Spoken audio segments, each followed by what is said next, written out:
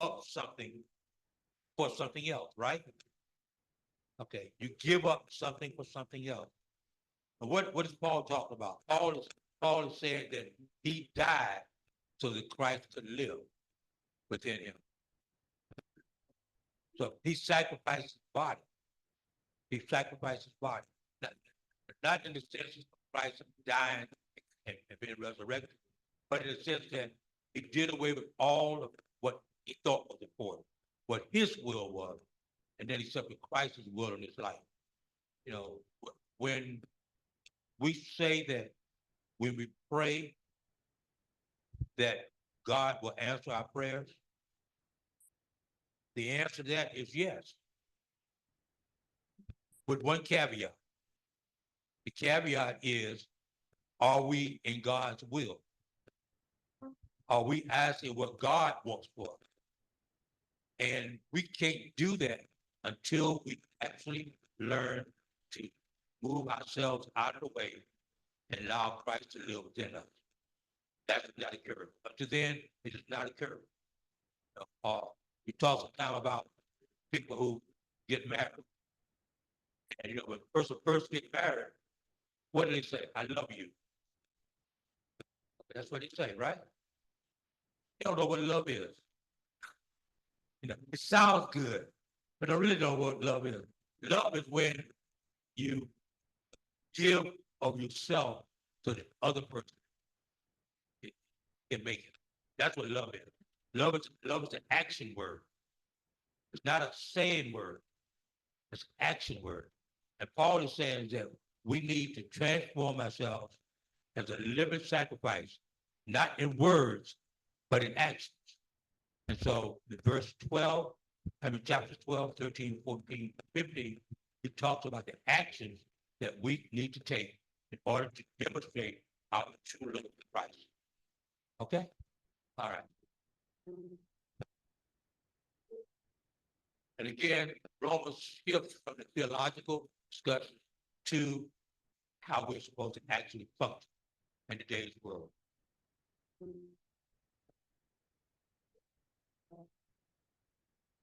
Therefore, I urge you, brothers and sisters, in view of God's mercy, offer your bodies as a living sacrifice. As we said earlier, that means giving up of yourself. The things that you used to do, you don't do anymore. Not because you don't want to do them. See, people misunderstand that. They think that when you become a Christian, or you begin to accept Christ in your life, that the things you used to want to do, you don't want to do anymore. Whoever told you that, they're mistaken. An alcoholic, when a person stops drinking alcohol, does that mean that they don't want to drink alcohol anymore? No, doesn't mean that. It means that they know that if they do, what's going to happen. It's not that they don't want to do it, okay, or they lose the taste. It is because they made a choice not to do it.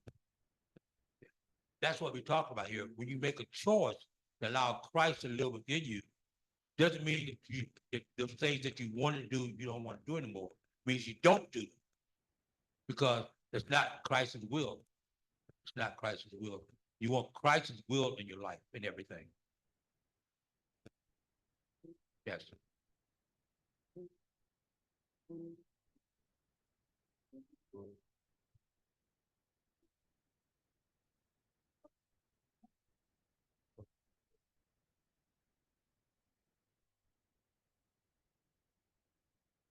First Corinthians 12:12 says, just as the body through one has many parts, all its many parts form one body, so it's with Christ.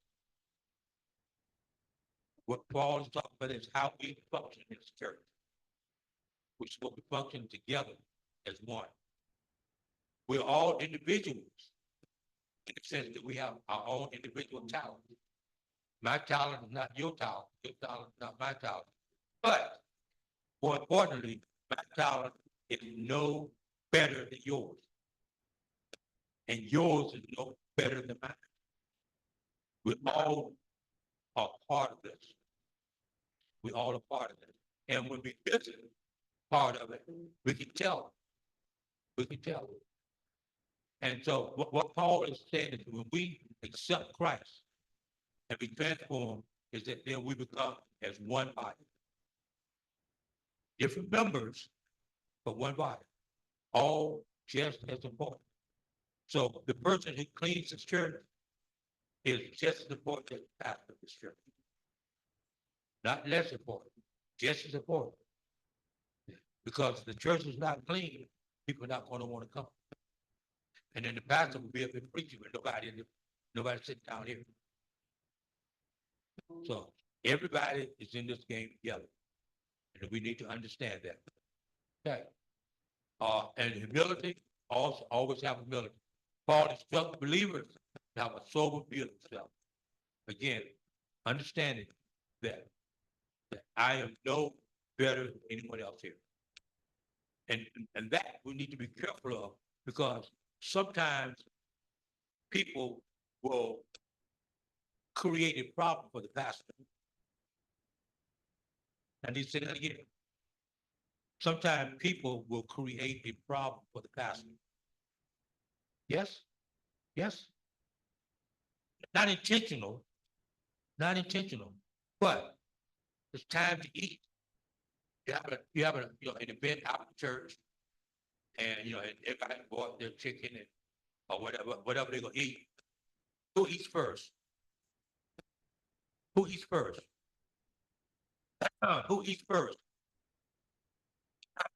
Who eats first? Who eats first? Talk to me. Who eats first? No, don't tell me what you think. Tell me what happens in reality. Who eats first? Oh, the pastor eats first. Eats first. The pastor eats first. Who eats first? Maybe pastor. Why? Why does the pastor eat first? Because the members want to be respectful to the pastor, right? They want to honor the pastor. And there's nothing wrong with that. But sometimes the pastor thinks that he's supposed to eat first. So he gets angry when he don't eat first. Or somebody's got a big piece of chicken and he wants a big piece of chicken. So he wants it first. And he thinks he deserves it because he's a pastor. Right? Oh, I'm just making that up. I know nobody does that. I can make it up. Okay. Or have you ever been to a church where the pastor comes onto the pulpit and there are two people with him and they carry the Bible for him? Oh, you never seen that, right? Oh, yes, no. Oh, yes. Bible is so heavy, I can't carry my own Bible. So I gotta have somebody carry it for me. Why? Why? Because, but the thing I'm trying to say is that when we do that, we're creating an atmosphere where the pastor begins to think that he's more than what he ought to be. Okay? Now, he may have come in the door humble, but he's leaving not so humble because people are not allowing them to continue to be humble. Okay? The pastor should be eating last, not first. And the pastor shouldn't be having anybody bring his Bible for him because he can't carry his own. Now, I'm not saying anything. I'm not trying to point fingers at people. Don't get me wrong. I'm not trying to do that. What I am saying is that we need to be careful because Paul says we're supposed to be humble. We're supposed to have humility. And sometimes we create a monster. We create a monster by how we act. So be careful. Yes, the pastor should be respected all the time. Nothing wrong with that. But the pastor no better than anyone else. Just another part. Okay. And we began to worship the pastor and stop worshiping God. We need to be very careful of that. That's what Paul is talking about here. Okay? All right. Again, diverse gifts. Every member of the body of Christ has a different gift. And I've said many times, I'll continue to use this example. Who likes cake?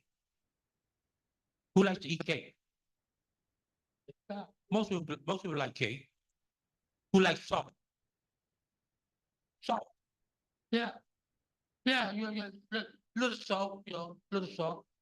Who wants salt in their cake? Nobody wants salt in their cake, right? You really don't. But look at almost every recipe for cake and what you find in there is a pinch of salt.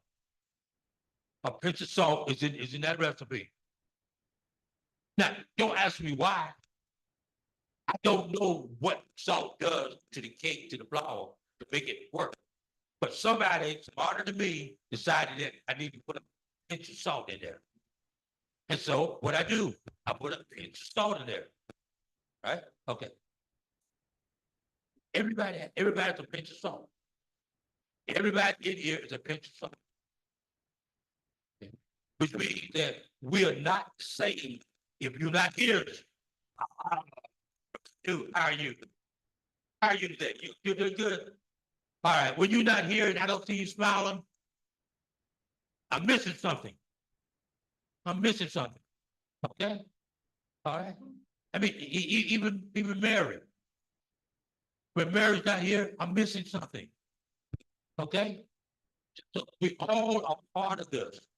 And so we need to understand is that we got to be here. We got to be active. We got to be active. You use much more flour in cake than you use yeast, right? But that little yeast does what? It makes that cake. Okay? So I need you. We need you. We need you to be an active part of what we do. Okay? All right. Love is action word. Okay. How we love. Love must be sincere. Hate what is evil, cling to what is good. Doesn't mean that I hate the person, but I hate their action. But I love the person. Say that again. Doesn't mean I hate the person. It means I hate the action. I hate the sin. But I love the person. Again, love is an action word. It is not a noun. Love is a verb. It's like run, talk, walk. Love is just like that. You say, I love you. You know, in order for it to be a sentence, you got to have a noun, which is the I, and you got to have a verb, which is the love. Otherwise, you don't have a sentence, right? Okay, so love is an action. Action. And we supposed to demonstrate that all that we do, and Paul talks about that. Okay?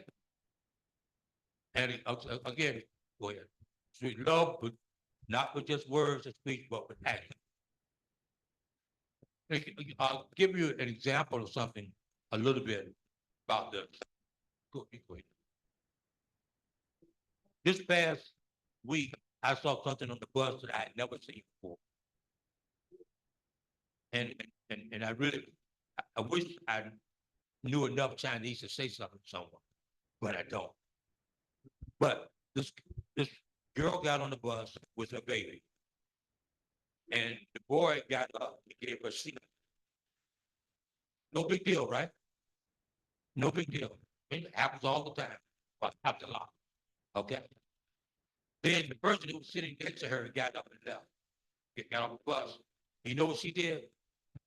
Somebody was getting ready to sit in that seat, and she said no. And she called the boy back and said, come to the seat. Did you hear what I just said? That's, she showed what? She showed that she really appreciated what he did. She didn't just sit in the seat and forget about him. She understood what he had done, and she reciprocated by doing it. I not ever seen anyone actually physically do that. But when you appreciate somebody, when you appreciate something, your actions reflect it. Not just your word, your actions reflect it. Okay? All right. Go ahead.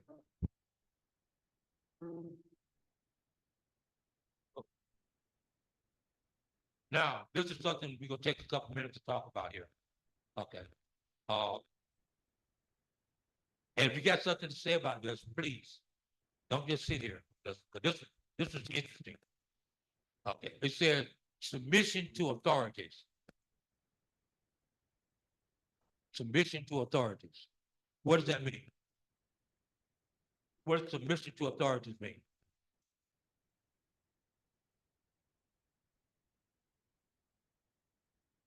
I think it means submitting to those that are heading you, maybe directing or leading you. So,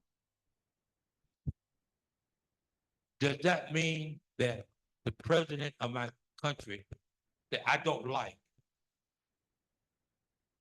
how do I treat him or her? How do I treat him or her? I don't like him. I didn't vote for him. I don't want him to be president. Okay. How do I treat them? This is interesting here now. Because Paul says submit. Paul says to submit. Now, we have difficulty doing that. See, when someone is doing something that I like, and I like them, I don't have a problem following them. You know, I don't have a problem following them at all. Because I like them. They're doing what I want them to do. But what do I do when there's a person there who I don't like? What do I do when there's a person there who is doing something that I disagree with? How do I act? I see she smiled. What I'm talking about. Yeah, yeah. How do you act? You know, it didn't say pick and choose. It didn't say pick and choose. It said submit. It means that when someone is in charge, then you do it. Then you do it. You submit. My first job that my first real job, first real job, was the lady taught me something that I learned. I really learned this lesson. Was that when someone who's your boss asks you to do something, you don't complain.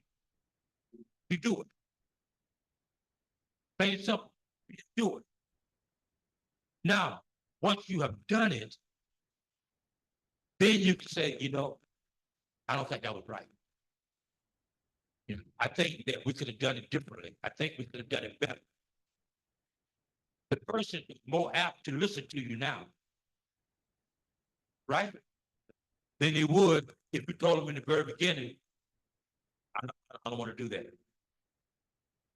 So the next time when they ask you to do something and you have a concern about it, they'll listen to you. Submitting to authority. We've got to learn how to do that.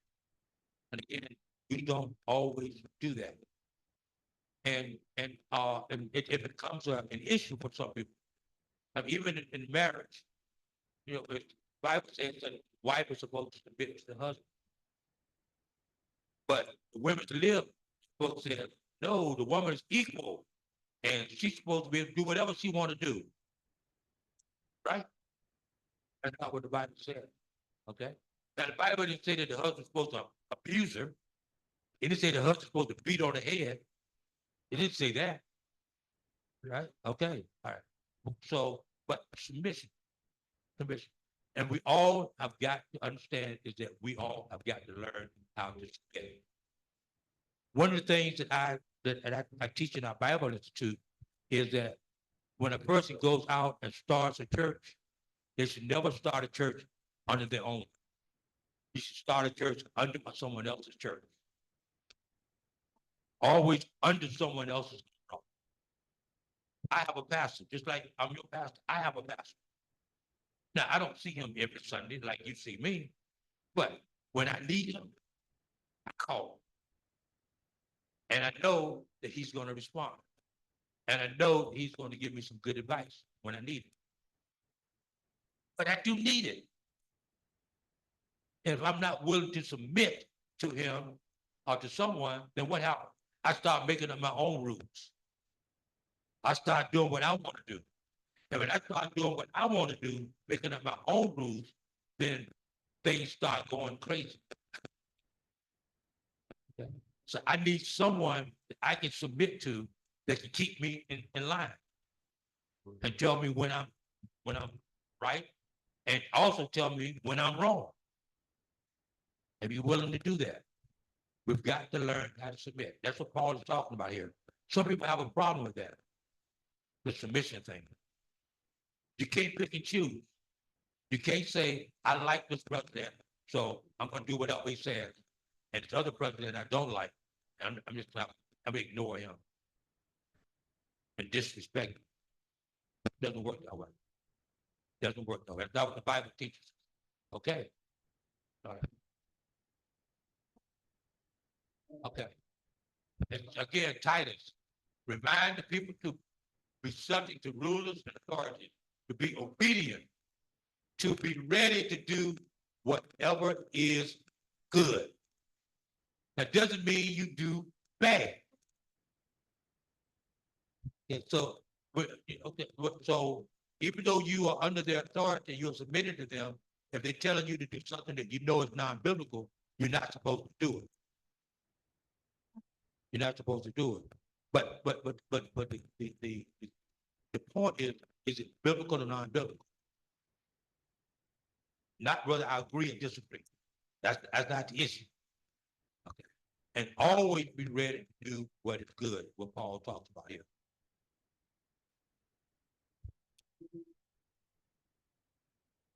Love fulfills the law. Romans 13. Believers are to owe nothing except the continuing debt to love one another, which fulfills the law. Paul urges believers to put aside deeds of darkness and put on the armor of light. How we live. Again, we're not talking about theology anymore. We're talking about how we live our everyday life. How we live our everyday life. Okay?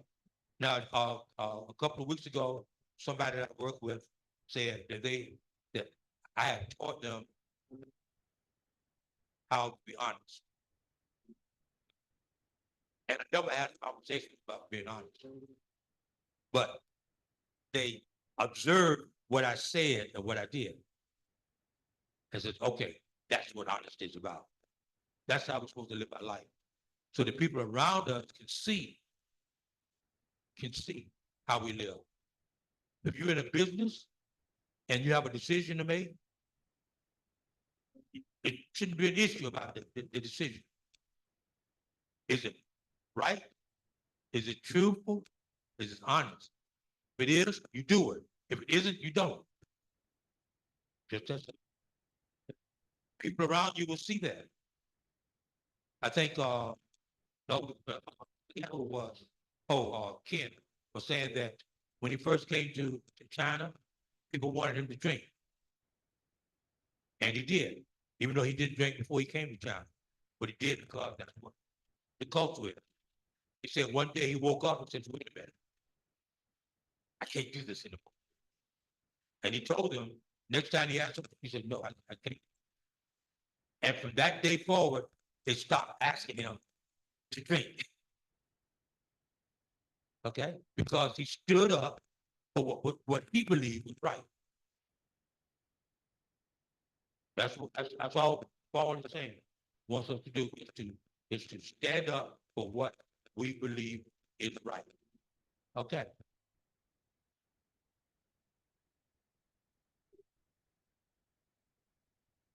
Love does no harm to a neighbor. Therefore, love is the fulfillment of the law. For the entire law is fulfilled in keeping this one commandment: love your neighbor as yourself. This church believes in love. That's what we say. We say that. And we try to live that, try to do that, okay? Which means that sometimes decisions have to be made that I may not personally like. That's not the question. The question is not whether or not I personally like it or not. The question is, am I demonstrating love or not? That's the question. Again, what Paul is talking about is how we act. How we act. Not what we say, but what we do. What we say, but not what we say, but what we do. That's what Paul is talking about here. Okay.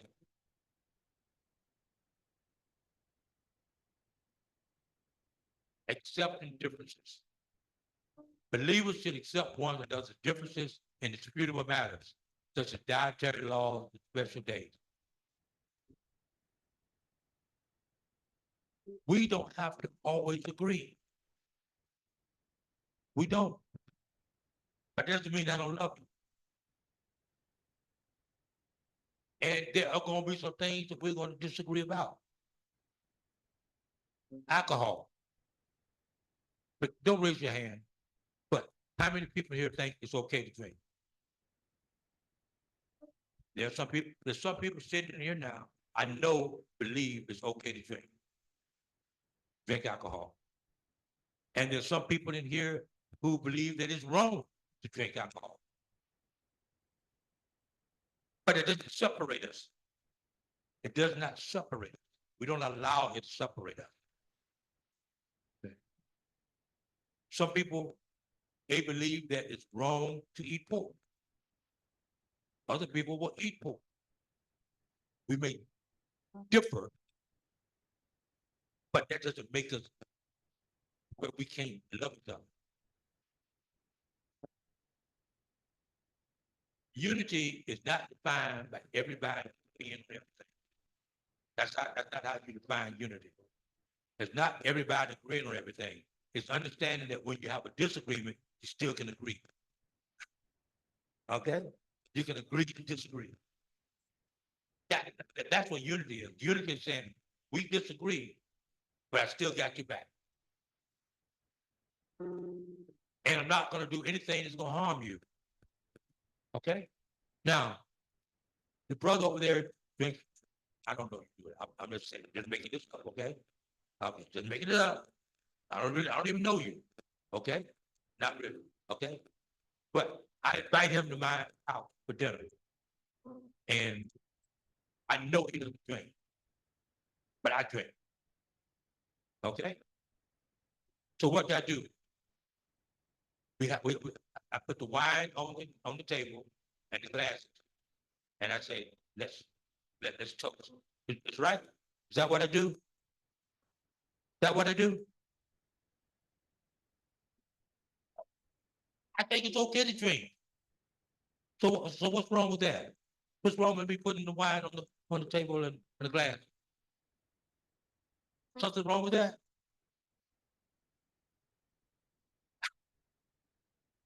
What is wrong with it is you are giving him, let's say, this drink, and you know full well that he doesn't drink. So if you give him a drink and tell him that you both should toast them, it is not right because you know full well that he cannot drink.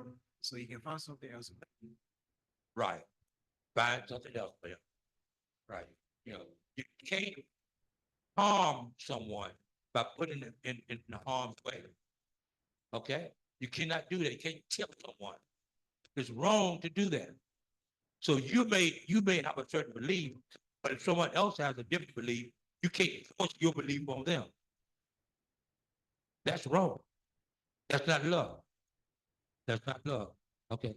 I take my alcohol, I put it in the shelf, I lock the door, and he doesn't even see it. He doesn't even see it.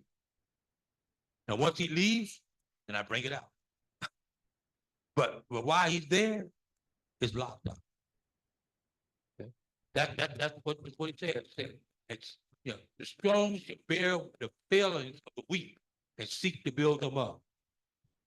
And what it means there is that if someone is different than you and you don't tempt them, You don't put them in a position where they're gonna be weak.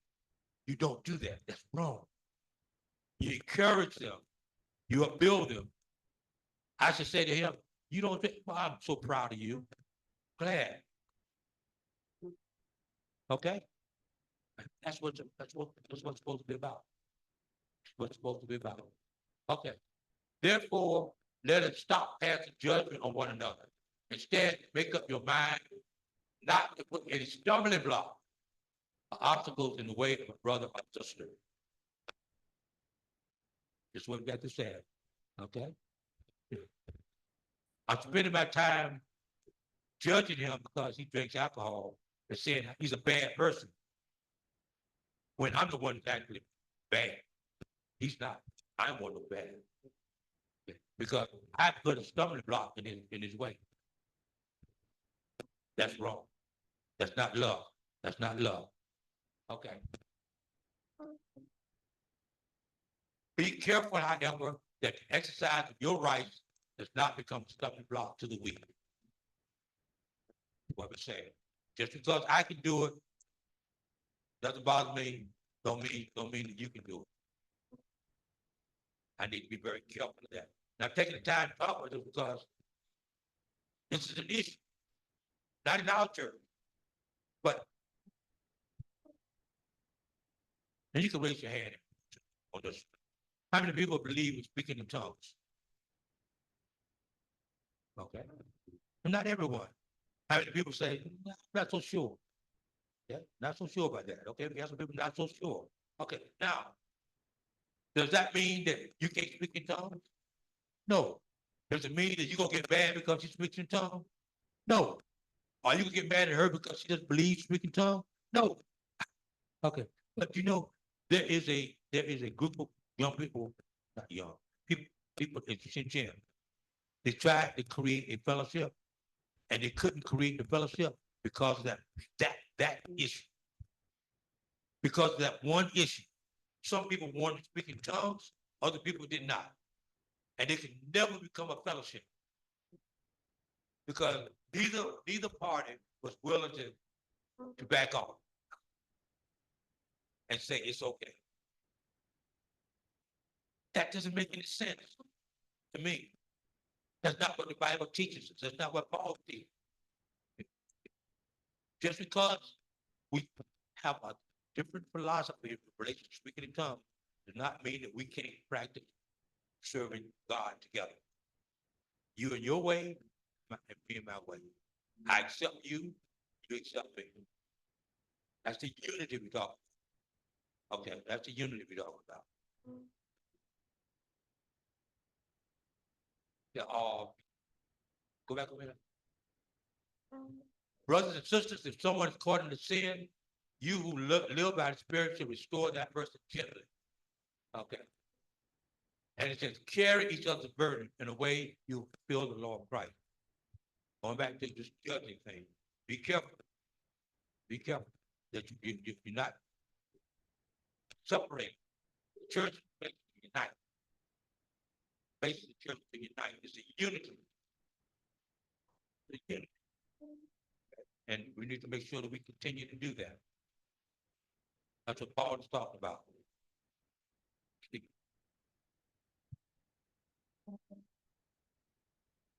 Okay, then chapter 15, Paul begins to talk about his travels, his ministry. Okay, he explains his ministry to the Gentiles and his desire to visit the believers in Rome, which he inadvertently got a chance to do, but he got put in jail and sent to Rome. Okay, that was not the way that he expected to go. That's the way he went to Rome. Okay, Paul believes in prayer. He asked pray for him. Okay. And then he says, it has always been my ambition to preach the gospel where Christ is not known, so that I would not be building on someone else's foundation. Read that again, make sure you understand that. It has always been my ambition to preach the gospel where Christ was not known, so that I would not be building on someone else's foundation. What is he trying to say? He's an apostle. What was his job? His job was to go out and start churches. His job was not to start a church next door to this church and take people from this church and put them in your church. That's nice. That was not his job. I know people say that. That don't happen. I just make that up. No one does that. Okay. All right. But you're supposed to go out. Go out. Okay. And preach. Okay.